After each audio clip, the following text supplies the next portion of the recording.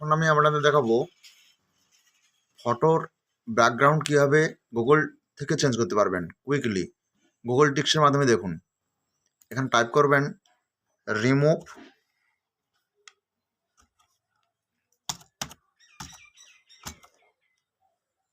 Remove busy, space দিয়ে busy click করবেন। তারপরে যে প্রথম ওয়েবসাইটটা আসবে রিমুভ বিজি, এটাতে ক্লিক করবেন। এখানে দেখুন আপলোড ইমেজ, এখানে ইমেজ আপলোড করবেন। আপনি যেখানে রেখেছেন সেই ফাইল থেকে চুজ করে নেবেন।